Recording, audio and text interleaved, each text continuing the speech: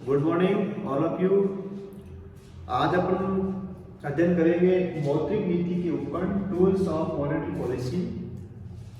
कल आरबीआई ने reverse repo rate के अंदर जो कमी की है उससे रिलेटेड ये टॉपिक है और अपन इसमें repo rate, reverse repo rate, MSF, bank rate, CRR, SLR उन सभी उपकरण के बारे में आज विस्तार से अध्ययन करेंगे। इससे पहले आप इस चैनल को जरूर सब्सक्राइब करें, लाइक करें, शेयर करें और इसके साथ साथ आप बेल आइकन को भी प्रेस करना ताकि आप तक सबसे पहले हमारा वीडियो आए। तो आज अपन देखते हैं मौद्रिक नीति के उपकरण। तो मौद्रिक नीति के उपकरण के बारे में अपन बात करते हैं। सबसे पहले थोड़ा सा इसका बैकग्राउंड देखते हैं। मौद्रिक नीति के जो उपकरण है वो दो प्रकार है इसकी। एक है मात्रात्मक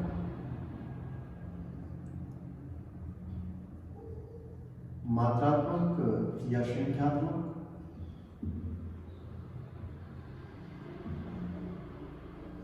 और जो सेकंड है वो है आपका गुणात्मक।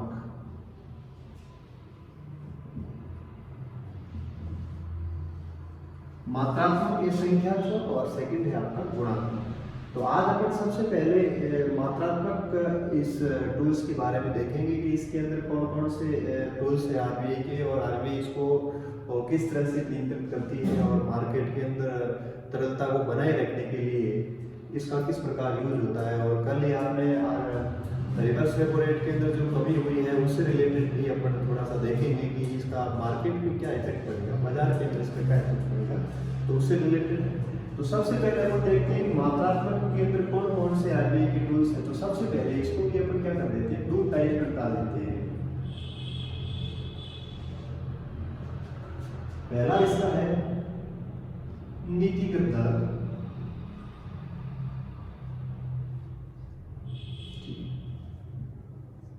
और सेकंड इसका ले लेते हैं आरक्षी अनुपात,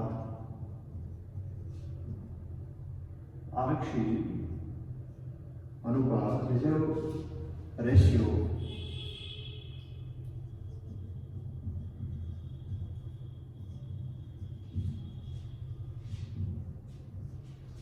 ये आपकी की पॉलिसी,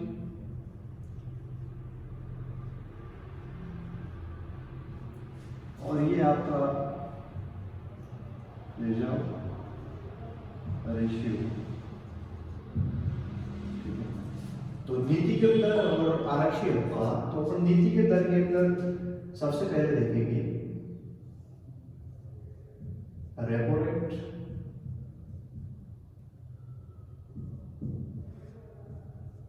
इसको शॉर्ट में डबल आर लिखते हैं, रेपो रेट।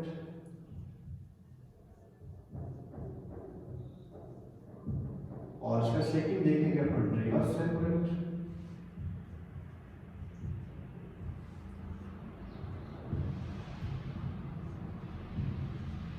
इसको ट्रिपल आर कहते हैं।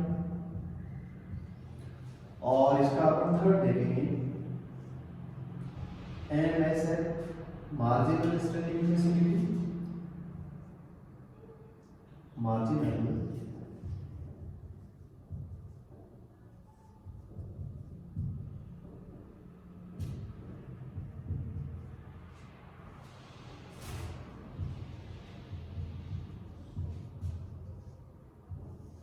इसको अपन एमएसएफ बोल देते हैं शॉर्ट में, मार्जिनल स्टैंडिंग फैसिलिटी,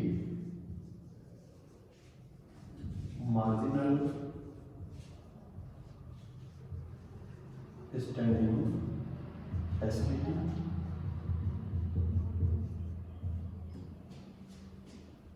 और इसका जो लास्ट है वो है आपका बैंक रेट, बैंक रेट। तो चार अपन इस नीतिगत में देखेंगे, repo rate, reverse repo rate, marginal standing facility और बैंक रेट। आरक्षी अनुपात में अपन देखेंगे, आरक्षी अनुपात में अपन दो पढ़ेंगे। पहला है केस रिजर्व रेशियो, नकद आरक्षी अनुपात,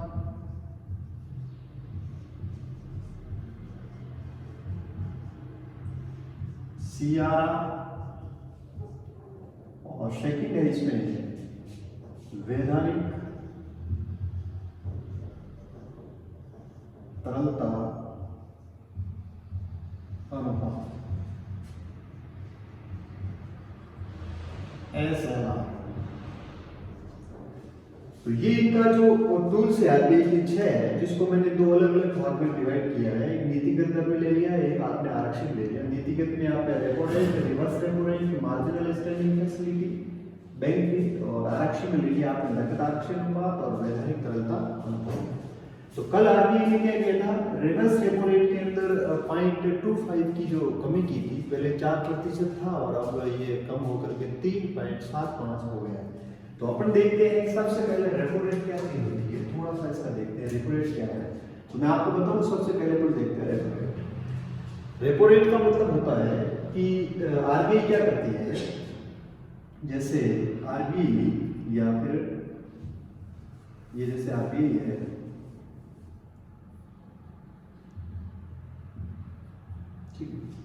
रेपो रेट का मतलब होता है आरबीआई क्या करती है, वाणिज्यिक बैंकों को क्या देती है, वाणिज्यिक बैंकों को ऋण देती है। तो आरबीआई वाणिज्यिक बैंकों को, कमर्शियल बैंकों को जिस रेट पे ऋण देती है उसको अपन क्या बोलते हैं, रेपो रेट। तो यानी आरबीआई क्या करेगी, कमर्शियल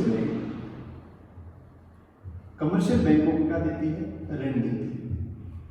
कमर्शियल बैंकों को जो ऋण देती है आरबीआई, जिस रेट पे देती है, इसी को अपन क्या बोलते हैं, रेपो रेट बोलते हैं। वैसे बताऊं आपको, इकोनॉमिक्स के अंदर जो रेपो रेट है, आरबीआई ने इसी कोई पॉलिसी रेट कहा है रेपो रेट को। फिर बात आती है रिवर्स रेपो रेट।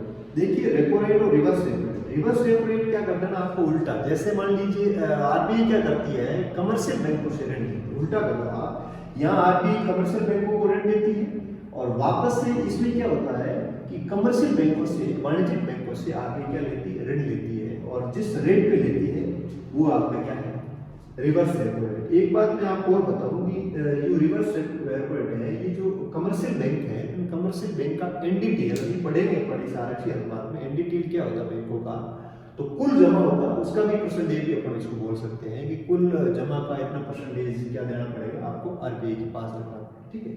तो ये रिवर्स रेपो रेट हो गया। फिर बात आती है मार्जिनल स्टैंडिंग फैसिलिटी। ये तो क्या है, ये दोनों जो रेपो रेट और रिवर्स रेपो रेट है, ये जैसे बैंकों को अपन देते हैं, ये शॉर्ट टर्म भी हो सकता है, लॉन्ग टर्म भी हो सकता है। लेकिन जो ये मार्जिनल स्टैंडिंग फैसिलिटी है, इसको आरबीआई टूल्स के अंदर मई 2011 में शामिल किया गया था। मई 2011 आरबीआई टूल्स में इसको मई 2011 के शामिल किया गया था। और इसका एक चीज आपको ध्यान रखना है, यदि किसी को अल्पकालिक ऋण की जरूरत है तो ये क्या देता है, अल्पकालिक शॉर्ट टर्म ऋण देता है, अल्पकालिक ऋण। तो यदि आपको अल्पकालिक ऋण चाहिए तो अल्पकालिक ऋण के लिए आप किसका यूज करोगे, मार्जिनल स्टैंडिंग फैसिलिटी, जिसको मई 2011 में आरबीआई टूल्स या आरबीआई उपकरण के रूप में इसको शामिल किया। फिर बात आती है बैंक रेट की। तो बैंक रेट क्या है, दीर्घकालिक ऋण की है, दीर्घकालिक रेट। और वर्तमान में आपको बताऊं कि बैंक रेट पे बहुत कम ऋण लेते हैं, और एक बैंक रेट जो आरबीआई की या जो पेनल्टी होती है मान लीजिए, तो उस पेनल्टी के रूप में भी इस बैंक रेट का यूज किया जाता है। तो आपको ध्यान रखना है, नीतिगत दर में सबसे पहले रेपो रेट। रेपो रेट का मतलब समझ गए आप, क्या मतलब होता है, आरबीआई कमर्शियल बैंकों को क्या देती है, ऋण देती है। और रिवर्स रेपो रेट का मतलब होता है आरबीआई कमर्शियल बैंकों से जिस रेट ऋण लेती है वो होता है रिवर्स रेपो रेट। और फिर आता है मार्जिनल स्टैंडिंग फैसिलिटी। ये क्या है, अल्पकालिक ऋण के लिए इसका यूज किया जाता है। इसको आरबीआई टूल्स के रूप में मई 2011 में इसको शामिल किया गया था। और ये बैंक रेट है, ये दीर्घकालिक ऋण के लिए, और वर्तमान में जो बैंक रेट है इसका यूज बहुत कम किया जाता है। अब आपको एक थोड़ा सा इसमें ये चीज भी ध्यान रखनी है कि अपन इसका ऑर्डर देखते हैं। परीक्षा में आपको पूछ ली कि repo rate, reverse repo rate, MSF और बैंक रेट का क्रम बताइए, तो ये इंपॉर्टेंट चीज है, ध्यान रखना। परीक्षा में क्वेश्चन पूछा जा सकता है। तो सबसे पहले आपको ध्यान रखना, बैंक रेट इक्वल होगी किसकी, एमएसएफ। बैंक रेट बराबर होगी मार्जिनल स्टैंडिंग फैसिलिटी, और बैंक रेट और एमएसएफ बड़ा होगा किससे, रेपो रेट से, और रेपो रेट और ये बड़े होंगे किससे, रिवर्स रेपो रेट से। तो ये आपको क्रम थोड़ा सा ध्यान रखना है कि सबसे ज्यादा को ध्यान रखिए, बैंक रेट और मार्जिनल स्टैंडिंग फैसिलिटी ये क्या इक्वल है, और repo rate reverse repo rate से क्या होगा, उससे ज्यादा होगा। तो अभी आप इसकी जो रेट है वर्तमान में, मैं आज ही आरबीआई साइट से निकाल के लाया हूँ, तो आप भी देख सकते हो आरबीआई में। तो सबसे पहले तो देखते हैं कि वर्तमान में रेपो रेट कितनी है। तो आपको ध्यान रखना है वर्तमान में जो रेपो रेट चल रही है वो है आपकी 4.40%। कितनी है रेपो रेट? 4.40%। उसके बाद में बात करते हैं रिवर्स रेपो रेट पे। आरबीआई ने देखो चर्चा नहीं होगी इसीलिए क्योंकि इस पे आरबीआई ने कल ही इसमें क्या किया, इसको चेंज किया। आरबीआई ने इसे चेंज किया, कब किया है? कल ही इसको चेंज किया है रिवर्स रेपो रेट को। और आपको बताऊं मैं रिवर्स रेपो रेट के अंदर आरबीआई ने कल 0.25 की क्या की कमी की। पहले ये 4% था, अभी वर्तमान में ये है कितना 3.75%। फिर बात करते हैं मार्जिनल स्टैंडिंग फैसिलिटी। तो मार्जिनल स्टैंडिंग फैसिलिटी है जो ये रेपो रेट से क्या होता है 0.25 ज्यादा होता है, तो ये 4.40 है। तो एमएसएफ आपका कितना हो जाएगा 4.65। उसके बाद में हम देखते हैं बैंक रेट। तो वर्तमान में जो बैंक रेट है वो मार्जिनल स्टैंडिंग फैसिलिटी की क्या है इक्वल है, तो ये भी कितनी हो जाएगी 4.6। तो इन आपको ध्यान रखना है ये जो वर्तमान में रेट चल रही है। आपको मैं बताऊं एमपीसी मॉनेटरी पॉलिसी जो कमेटी है उसकी हर 2 महीने बाद एक बैठक होती है। उस बैठक में ये डिसीजन लिया जाता है कि आरबीआई टूल्स के अंदर क्या परिवर्तन करना है।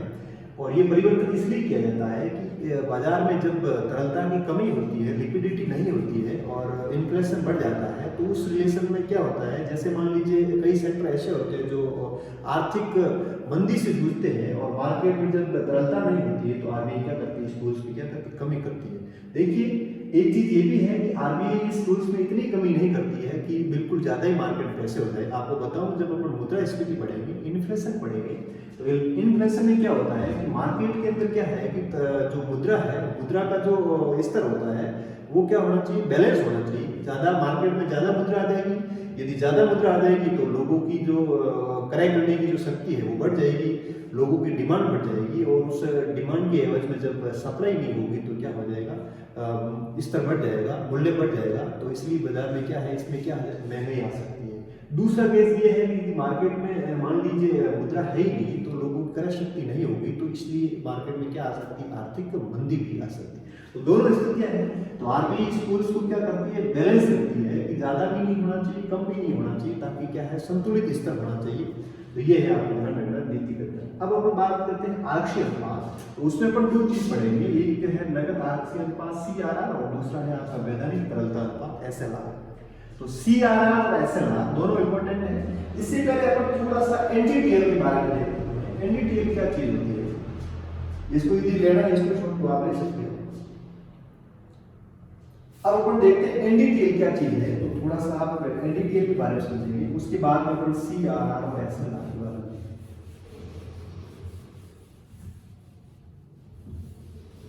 तो सबसे पहले अपन देखते हैं CRR।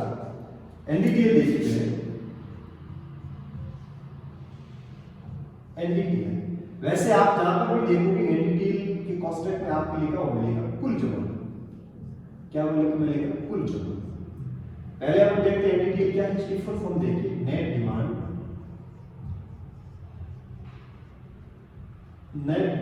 टर्म या टाइम लायबिलिटी।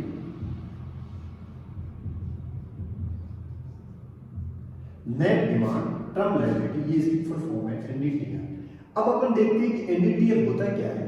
तो मैं थोड़ा सा आपको एक चीज बताता हूं चित्र के माध्यम से। मान लीजिए कोई बैंक है, ये बैंक है, ये आपकी बैंक है। अब आपने कभी सोचा होगा कि बैंक की क्या है, बैंक की कमाई क्या होती है। अपन देखते हैं कि अपन पैसे देते हैं वापस लेते हैं, तो बैंक की क्या वास्तव बैंक की कमाई है कि नहीं है। तो अपन देखते हैं कि बैंक है, ए और 2 व्यक्ति हैं, ये व्यक्ति ए और ये व्यक्ति बी। इन दोनों व्यक्तियों ने क्या किया, बैंक के अंदर कुछ जमा किया, फिक्स डिपॉजिट के रूप में या फिर इसको टर्म डिपॉजिट के रूप में जमा किया, ठीक है, रिकरिंग डिपॉजिट हो सकता है, ठीक है। तो ए और बी 2 व्यक्ति हैं, इन्होंने बैंक के अंदर कुछ पैसा जमा, ठीक है, जमा।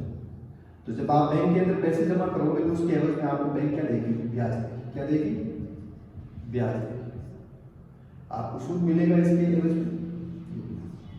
लेकिन ध्यान रखना, जो पैसा आपने बैंक को दिया है तो बैंक उस पैसे को अपने पास में नहीं रखती है, बैंक उस पैसे को अपने पास नहीं रखती। बैंक ने क्या किया, जो पैसे आपने जमा कराया उसी पैसे को आगे एक व्यक्ति सी को दे दिया लोन, सी और डी को व्यक्ति को क्या दे दिया बैंक ने, लोन। जो पैसे आपने बैंक को दिए थे, बैंक ने क्या किया, उसको लोन के रूप में एक थर्ड पार्टी को वो पैसे दे दिए, और उसके एवज में बैंक को क्या मिलेगा, ब्याज मिलेगा। क्या मिलेगा, ब्याज। उसके एवज में बैंक को क्या मिलेगा, ब्याज मिलेगा। और ये ब्याज ही बैंक की क्या है, कमाई है। ध्यान रखना, जो पैसे अपन बैंक को देते हैं तो सी और डी को जो पैसा दिया यही बैंक की क्या है, एसेट्स। क्या है, यही बैंक की क्या है, पूंजी है। ध्यान रखना, जो पैसे बैंक अपने बैंक को दिए, बैंक ने सी और डी को पैसा दिया, तो जो सी और डी को पैसा दिया है वही बैंक की क्या है, एसेट्स है। और ये जो ए और बी है ये बैंक की क्या है, लायबिलिटी है। ध्यान रखना, ये बैंक की क्या है, लायबिलिटी। ये बैंक की लायबिलिटी, देयता है। इसको हम क्या बोलते हैं, हिंदी में देयता बोल सकते हैं।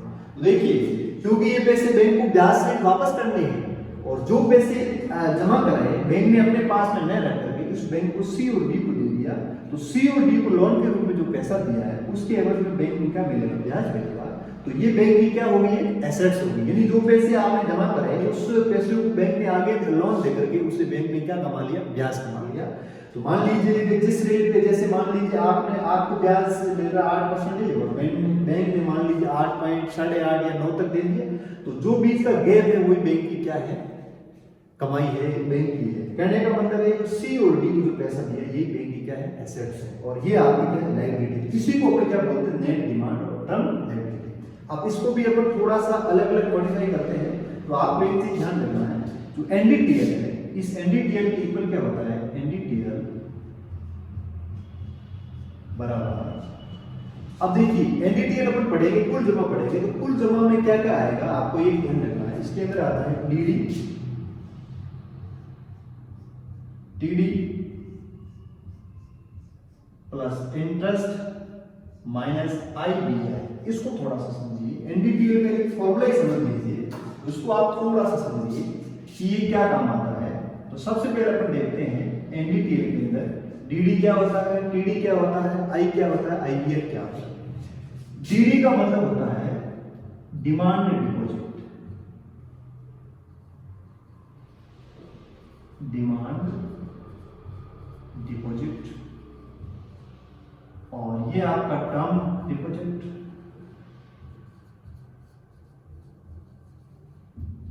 और आई का मतलब हो गया आपका इंटरेस्ट, ब्याज, सूद, और आईबीएल का मतलब होता है इंटरबैंक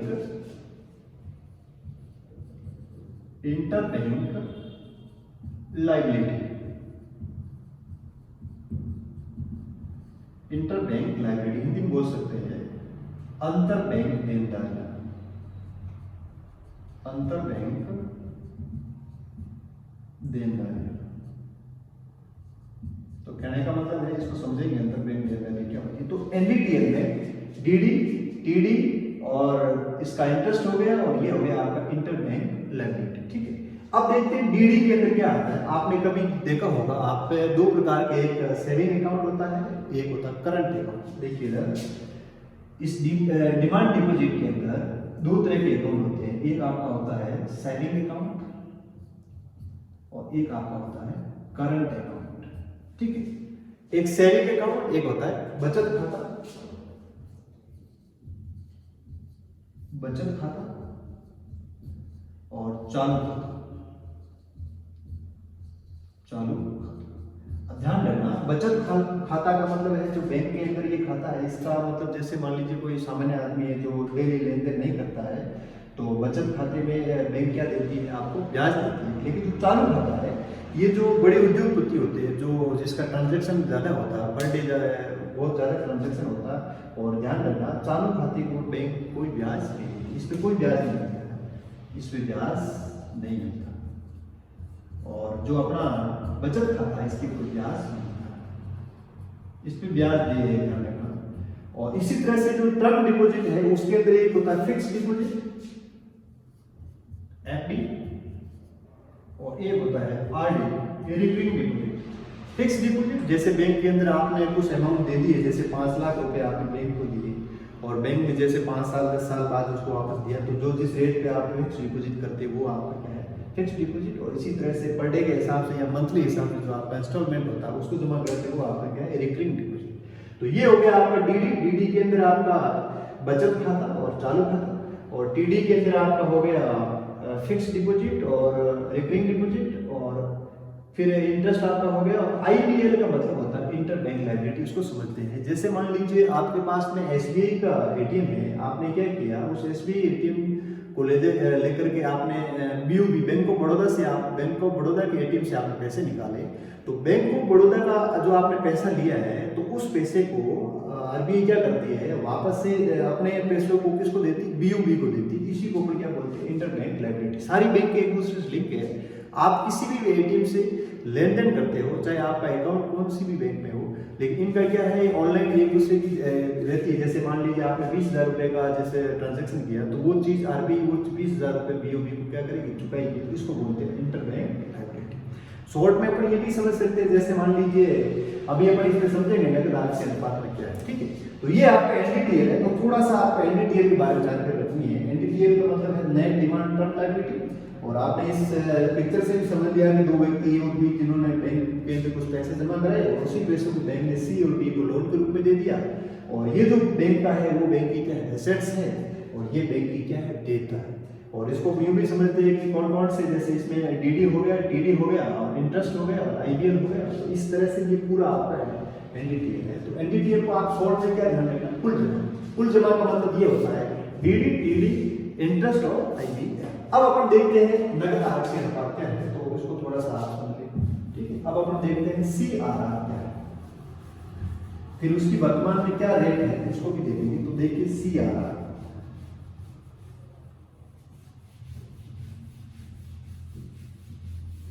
सीआरआर देखिए, सीआरआर। तो देखो सीआरआर का मतलब क्या है, जैसे नगद आय से अनुपात का मतलब ये होता है कि जो कमर्शियल बैंकें हैं, तो कमर्शियल बैंकों को नकद के रूप में, कैश के रूप में कुछ पैसे कहाँ रखना पड़ेगा आपको, आरबीआई। देखिए यानी कैश में आरबीआई के पास जमा, देखिए कैश के रूप में आरबीआई के पास जो जमा होगा इसके ऊपर क्या बोलते हैं, कैश रिजर्व रेशियो। अब ध्यान रखना, जो कैश के रूप में आप पैसे वहां रखते हो, उस पैसे का आरबीआई आपको कोई इंटरेस्ट नहीं देती, ब्याज नहीं मिलता है। ध्यान रखना, ब्याज दे नहीं है, ब्याज दे नहीं। जैसे आपके केस के रूप में मैं आपको एग्जांपल थ्रू समझाता हूं कि एक व्यक्ति ए है, एक व्यक्ति बी है। व्यक्ति ए ने 500 रुपए एक बैंक में जमा करा, डीडी के थ्रू हो गया, और इसने एफडी के थ्रू 500 रुपए जमा करा। तो टोटल बैंक का क्या है, जैसे मान लीजिए अपन इंटरेस्ट 0 मानते हैं, आईपीएल भी 0 है, तो टोटल एनडीटीएल कितना हो गया, एनडीटीएल हो गया आपका 1000 रुपए, 1000 रुपए। 1000 रुपए कुल जमा है बैंक का। मैं बोल रहा हूँ ध्यान रखना, जो सीआरआर है ये कुल जमा का होता है। देखो कुल जमा कितना हो गया, 1000 रुपए। तो 1000 अभी वर्तमान में जो सीआरआर की रेट है वो 3% है। कितनी है, ध्यान रखना, वर्तमान में आरबीआई की जो सीआरआर की रेट है वो कितनी है, 3%। अब देखो कुल जमा बैंक का कितना है, 1000 रुपए। अब 1000 का 3% कितने रुपए हो गए, 30 रुपए। कितने रुपए हो गए, 30 रुपए। तो 30 रुपए है, 1000 रुपए पर 30 रुपए बैंक को क्या करना पड़ेगा, आरबीआई के पास में रखना पड़ेगा। ये क्या है, बैंक की सिक्योरिटी। ध्यान रखना, मान लीजिए किसी कारण यदि बैंक उठ जाता है, दिवालिया हो जाता है, उस स्थिति में ये क्या है, एक सिक्योरिटी है। तो सीआरआर जो 30 रुपए आपने आरबीआई के पास में रखे हैं, ये आरबीआई और बैंक के पास में कितने रहेंगे, 970 रुपए। तो 1000 कुल जमा पे 30 रुपए आरबीआई के पास में रखने पड़ेंगे, यानी कुल जमा का 3%। ध्यान रखिए, तो कुल जमा का 3%, तो 30 रुपए आरबीआई के पास जमा होगा। इसके ऊपर बैंक को कोई ब्याज नहीं मिलता। ध्यान देखिए, इसको बैंक को कोई ब्याज नहीं मिलता। तो ये आपका सीआरआर, समझ गए ना। सीआरआर का मतलब है एनडीटीएल का कुल जमा का 3% का रखना आपको आरबीआई। और आरबीआई में जो जमा होगा 30 रुपए, इसके ऊपर जो 30 रुपए का जो इंटरेस्ट बनता है वो बैंकों को इंटरेस्ट नहीं मिलता। और इसी तरह से एसएलआर देखिए, सीआरआर और एसएलआर में क्या फर्क है, तो देखिए ना, देखिए एसएलआर,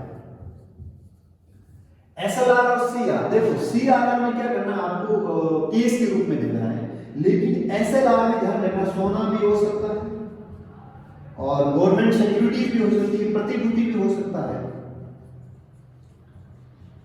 और केस के रूप में भी आप रख सकते हो। ये तो आप कहां रख रहे हो, RBI में, लेकिन SLR है ये बैंक खुद मेंटेन करती है। बैंक क्या करती है, मतलब अपना जैसे वर्तमान में SLR की जो रेट है उसको भी आपको ध्यान रखना है। तो वर्तमान में SLR की रेट है 80% है, 18% है। तो क्या करना है, बैंक को अपनी कुल जमा का NDTL का 18% सोने के रूप में, प्रतिभूति गवर्नमेंट सिक्योरिटीज के रूप में रख सकती है, या फिर केस के रूप में अपने पास मेंटेन करती है। देखो CRR कहां रखते हैं, RBI भी, RBI अपने को इंटरेस्ट नहीं देती है, लेकिन जो SLR है वैधानिक तरलता अनुपात है उसको जो कमर्शियल बैंकें हैं वो खुद मेंटेन करती है कि 80% आपको क्या करना है, SLR के रूप में मेंटेन करना। जैसे मान लीजिए कई बैंक यदि नहीं रखती है, तो आपको बताऊं, मैंने अभी आपको बताया था बैंक रेट होती है, तो बैंक रेट के तहत इसके ऊपर क्या लगती है, पेनल्टी लगती है। और वो पेनल्टी कैसे लगती है आपको बताऊं मैं, जैसे मान लीजिए एक दिन यदि एक दिन का यदि लेट हो जाता तो बैंक रेट का 3%, और यदि एक दिन के बाद में वो ज्यादा लेट हो जाता है तो उसका कितना होता है, 5% के हिसाब से क्या लगती है, पेनल्टी लगती है। तो ये बैंक रेट से कितनी पेनल्टी है, तो ध्यान रखना SLR का मतलब हो गया कि जो कमर्शियल बैंक हैं, जो वाणिज्यिक बैंकें हैं, वो क्या करती है, सोना प्रतिभूति या केस के रूप में अपने यहाँ 18% के हिसाब से क्या करती है, SLR मेंटेन करती है। अब फायदा देखिए, केस रिजर्व रेशियो की जो रेट है 3% से 4% करेंगे तो कमर्शियल बैंकों को नुकसान होगा। क्यों होगा, क्योंकि उसको RBI के पास में ज्यादा जमा रखना पड़ेगा। जब बैंक के ज्यादा जमा वहां रखेगी तो बैंकों के पास में इतनी तरलता नहीं होगी, तो जब बैंकों के पास तरलता नहीं होगी तो बैंक क्या करेगी, लोन कम दे पाएगी। जब लोन कम दे पाएगी तो लोगों की क्रय शक्ति बहुत कम होगी। इसीलिए जितनी CRR कम होगी उतने कमर्शियल बैंकों को क्या है, मतलब लोन को ज्यादा दे पाएगी। SLR आपको पता है कि बैंक खुद मेंटेन करती है, तो इसमें कोई वो है नहीं। तो जैसे मान लीजिए इसका यूज कर भी सकती है, केस के रूप में जो पैसे उसको लोन के रूप में ये प्रयोग कर सकते हैं। तो देखिए CRR और SLR वर्तमान में 3% है और SLR कितनी 18%। अब अपन देखते हैं कि कल RBI ने जो रिवर्स रेपो रेट की जो कमी की है उसका मार्केट पे क्या इफेक्ट पड़ेगा, तो उसको थोड़ा सा आप समझिए, मार्केट पे उसका क्या प्रभाव पड़ेगा, कि लोन सस्ते होंगे या महंगे होंगे, उससे रिलेटेड अपन थोड़ा सा देखते हैं। मैंने एक अच्छा फॉर्मूला बनाया है, इस फॉर्मूले को आप ढंग से देखोगे तो सारे क्वेश्चन का आप आंसर निकाल सकते हो। सिंपल सा फॉर्मूला है, एक ही फॉर्मूले से सारे क्वेश्चन बन जाएंगे, परीक्षा के अंदर सीधे क्वेश्चन नहीं पूछते, इसी फॉर्मूले पे टेस्ट होते हैं, ठीक है। तो फॉर्मूला क्या है, all tools is directly proportional interest upon case या क्रेडिट, केस या क्रेडिट इन मार्केट, केस या क्रेडिट इन मार्केट। इस फॉर्मूले को आप याद करोगे तो सारे क्वेश्चन बन जाएंगे। अभी अपन देखते हैं इस फॉर्मूले पे सभी क्वेश्चन का आंसर कैसे निकलेगा, मार्केट में क्या प्रभाव पड़ेगा। तो आपको ध्यान रखना है, क्या ध्यान रखना है, ऑल टूल्स का मतलब है रेपो रेट हो गया, रिवर्स रेपो रेट हो गया, मार्जिनल स्टैंडिंग फैसिलिटी हो गई, CRR हो गया, आपका SLR हो गया, सभी अपन देखते हैं तो सभी समानुपाती है किसके, ब्याज इंटरेस्ट। अब देखो ध्यान रखना, अब थोड़ा बहुत भी गणित की यदि जानकारी है आपको तो डायरेक्ट समानुपाती का मतलब हो गया यदि टूल्स बढ़ेंगे तो इंटरेस्ट बढ़ेगा, टूल्स घटेंगे तो इंटरेस्ट क्या होगा, घटेगा। और इनवर्सली है, इनवर्सली का मतलब जैसे केस और क्रेडिट की क्या है, इनवर्सली है। जैसे मान लीजिए टूल्स बढ़ा तो केस और क्रेडिट क्या होगा, कम होगा। ये यदि कम होगा टूल्स सारे तो केस और क्रेडिट क्या होंगे, बढ़ेंगे। अब देखिए सबसे पहले जैसे कल RBI ने क्या किया, जैसे RBI ने क्या किया कि रिवर्स रेपो रेट के अंदर क्या की, कटौती की, कमी की। कितनी कमी की, 4% से कितना हो गया, 3.75%, ये हो गई। तो ये होने से क्या प्रभाव पड़ेगा, तो आप इस फॉर्मूले का यूज करो तो ऑल टूल्स में कौन आ गया, रिवर्स रेपो रेट आ गया। और रिवर्स रेपो रेट में कितनी कमी हुई, 0.25। तो देखिए जैसे ही रिवर्स रेपो रेट में कमी हुई, ये रिवर्स रेपो रेट में कमी हुई, तो रिवर्स रेपो रेट में कमी होने से क्या होगा, इंटरेस्ट में भी क्या होगी, कमी होगी। ध्यान रखना, ये कम हो रहा है, बड़ा कम, और इसका इनवर्स ये है तो क्या होगा, जैसे रिवर्स रेपो रेट में कमी हुई, इंटरेस्ट कम हो गया, तो इसका मतलब आगे वाला क्या है आपका, केस या क्रेडिट, केस या क्रेडिट इसमें क्या होगी, वृद्धि होगी। मतलब ये हुआ कि रिवर्स रेपो रेट घटने से जो कमर्शियल बैंकें हैं उसको कैश ज़्यादा प्राप्त होंगे। जब कमर्शियल या वाणिज्यिक बैंकों को जब कैश और क्रेडिट जब ज़्यादा मिलेगी तो वो बैंकें क्या करेगी, ज़्यादा लोन देगी।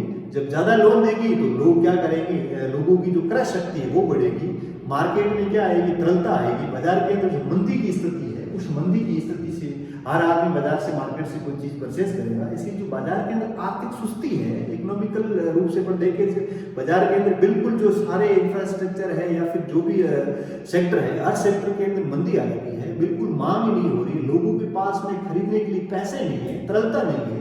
तो तरलता लिक्विडिटी को बढ़ाने के लिए सरकार ने क्या किया, रिवर्स रेपो रेट में कमी की। रिवर्स रेपो रेट में कमी करने से इंटरेस्ट में कमी आएगी। आपको पता है जब आरबीआई इंटरेस्ट में कमी करती है तो कमर्शियल बैंकें भी क्या करेंगी, इंटरेस्ट में कमी करेगी। जब इंटरेस्ट कम होगा और इंटरेस्ट कम होगा तो लोग बैंक से लेंगे, लोन लेंगे, सीधी सी बात है। आज जैसे देखिए 8% यदि लोन की दर है, अभी मान लीजिए इस कमी की वजह से मान लो 7.75 हो गया है, 0.25 की मान लो कमी हो जाती है तो लोग ज़्यादा बैंक से लोन लेंगे। जो बैंक से लोन लेंगे तो लोगों के पास में क्या आएगी, तरलता आएगी। तो वही पैसे लोग क्या करेंगे, इंडस्ट्री में लगाएंगे या फिर कोई चीज़ परचेज करेंगे, मार्केट से कोई उसकी जो क्रय शक्ति है वो क्या हो जाएगी, बढ़ जाएगी। तो आप इस फॉर्मूले का ध्यान देंगे, बस एक ही फॉर्मूले से हर प्रकार का क्वेश्चन हो जाएगा, चाहे कोई भी टूल से। जैसे ये टूल से बढ़ जाएगा तो बढ़ेगा तो क्या है, इंटरेस्ट भी बढ़ जाएगा। जब इंटरेस्ट बढ़ जाएगा, ब्याज बढ़ जाएगा, तो आपको पता है जब ब्याज बढ़ेंगे, आरबीआई ब्याज बढ़ाएगी तो कमर्शियल बैंकों की रेट बढ़ जाएगी और ब्याज बढ़ जाएगा तो लोग बैंक से क्या लेंगे, कम लोन लेंगे। तो इसलिए मार्केट में पैसा जा नहीं पाएगा, लोगों को क्रय शक्ति नहीं आएगी, इसलिए क्या हो जाएगी, मंदी की स्थिति आ सकती है। तो ये चीज ध्यान रखिए, ये बढ़ेगा तो कैश और क्रेडिट आपका क्या हो जाएगा, कम हो जाएगा। मार्केट में कैश है ही नहीं, बिल्कुल क्रेडिट है ही नहीं, आपकी तरलता नहीं है। जब मार्केट के अंदर पैसा ही नहीं है तो एक मंदी सी स्थिति आ जाएगी। तो ये है आपके मौद्रिक नीति के उपकरण, इंपॉर्टेंट चीज है, थोड़ा सा ध्यान देंगे। परीक्षा के अंदर इकोनॉमिक की टॉपिक से मैं कहूँ, आप कोई भी एग्जाम में देख लीजिए, इससे रिलेटेड एक क्वेश्चन जरूर पूछा जाता है।